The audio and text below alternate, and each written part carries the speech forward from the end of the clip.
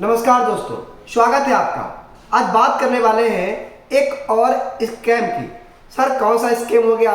अभी तक तो महंगाई मार रही थी, लेकिन अब घोटाले भी धीरे धीरे इनडायरेक्टली या डायरेक्टली किसानों को मारने लगे हैं। वो कौन सा घोटाला है? वो है दाल घोटाला, यानी पल्सेस में जो भी स्कैम हुआ है उसके बारे में बात करेंगे।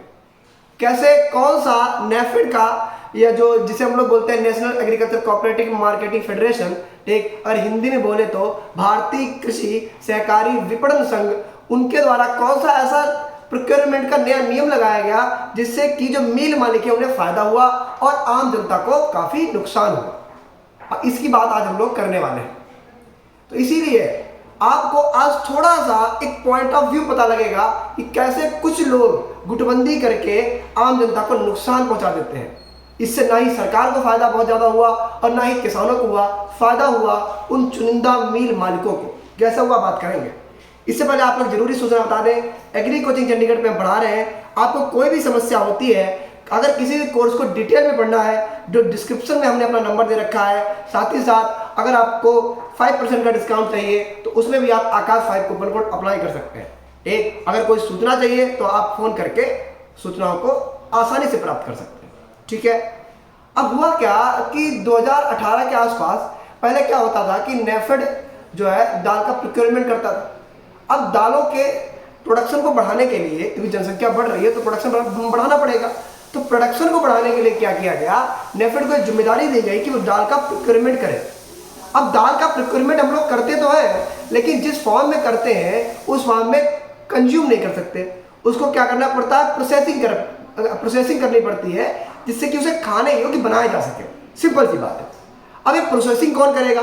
प्रोसेसिंग करेंगी जो दाल वाली फैक्ट्रीज है, ठीक, जो प्रोसेसिंग फैक्ट्रीज है, जो उसका थोड़ा सा छिलका हस्क डिहस्क करके उसे खाने योग्य बनाएगी। सिंपल सी बात है। तो नेफेड ने क्या किया, उसका प्रोक्योरमेंट किया।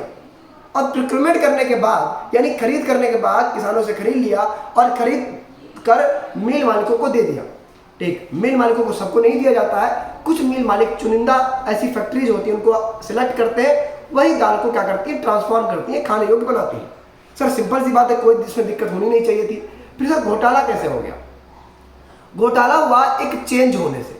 चेंज क्या हुआ, पहले जो मिल मालिक सिलेक्ट किए जाते थे या जो फैक्ट्री सिलेक्ट की जाती थी, उनका सिंपल सा ये था कि जो क्या करेंगे, आपके दाम ठीक रखेंगे, उनको जो है आपका ये दाल का टेंडर दे दिया जाएगा। ठीक है, कुछ मिलें सिलेक्ट की जाती थी।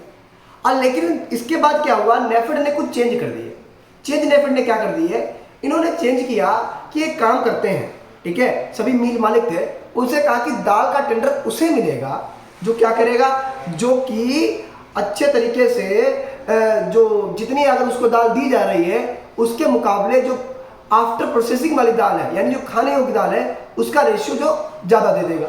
जैसे मान लो 100 किलो दाल दी गई, ठीक, और उससे अगर 80 किलो दाल बन रही है खाने योग्य, ठीक, तो जो ज्यादा दे देगा उसी को टेंडर मिल जाएगा।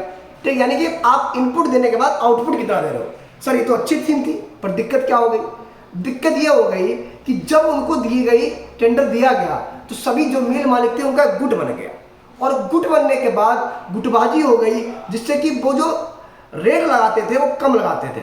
जैसे 100 किलो है, उससे अगर 80 किलो दाल बन सकती थी तो वो कहते थे 70 किलो ही बना के देंगे, और जितने होते थे, जितने सिलेक्ट होते थे, वो सभी इतने रेट ही देते थे। तो हुआ क्या, जब 100 से 80 बन सकती थी तो ये भाई साहब 100 से 70 ही बनाते थे। आराम से, सरकारी काम है, आप जानते हो, है गवर्नमेंट काम, उसमें क्या हुआ, आराम से उनकी फाइलें पास हो रही थी। ठीक, ऊपर जो बड़े बड़े ऑफिसर, या कह सकते हो इनडायरेक्टली जो नेता लोग हैं, उनकी आराम से चांदी हो रही थी। चांदी होने के लिए क्या था, 10 किलो दाल आराम से बच रही थी। ये हम एक एग्जांपल दे रहे हैं, ये 10 किलो की बात नहीं है, ये 4600 करोड़ की बात है। 4600 करोड़ का घोटाला है। अब ये 10 किलो आराम से बच रहा था। इस तरीके से क्या हुआ कि जितना प्रोक्योरमेंट वो लोग करते थे, उस हिसाब से जो आउटपुट देते थे वो कम देते थे। एक आराम से बढ़िया तरीके से चांदी चल रही थी।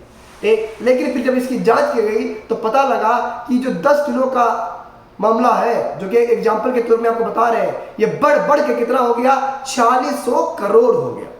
और इसीलिए अब क्या है, इस पर जांच बिठाने की खबर हो रही है कि नेफेड अपना ये नियम चेंज करे, नहीं तो जो भारत के मुख्य राज्य उत्पादक है मुख्य जो दाल उत्पादक राज्य हैं जैसे कि राजस्थान है, मध्य प्रदेश है, महाराष्ट्र है, उत्तर प्रदेश है, इनमें जो जमाखोरी है, जो मिल के मालिक हैं उनकी चांदी तो बहुत ज़्यादा हो जाएगी, उनकी तो जेब भर जाएगी, लेकिन आम जनता इससे काफ़ी ज़्यादा प्रभावित हो जाएगी।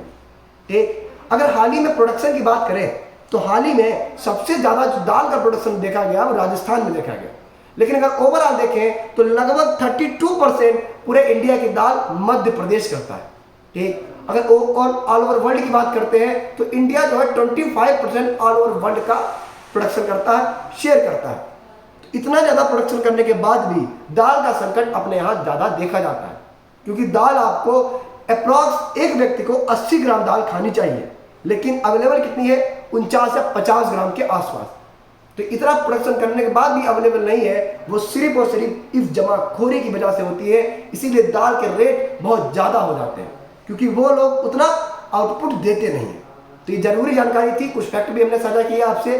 ठीक है, और जानकारी अच्छी लगी हो तो कमेंट में बताइएगा। कोई समस्या होती है इंस्टाग्राम पे आकाश वाजपेयी सर्च करके, या फिर कोई नंबर हमने दे रखा, नंबर पर संपर्क करके, टेलीग्राम पर संपर्क करके। और एक और बात, जरूरी बात है, डेली लाइव क्विज और पोल वाली क्विज हम लोग करवा रहे हैं, agriculture quiz by Akash sir, उसको ज्वाइन कर लीजिएगा। मिलते हैं नेक्स्ट इंपॉर्टेंट वीडियो में। Radhe Radhe, thanks to all.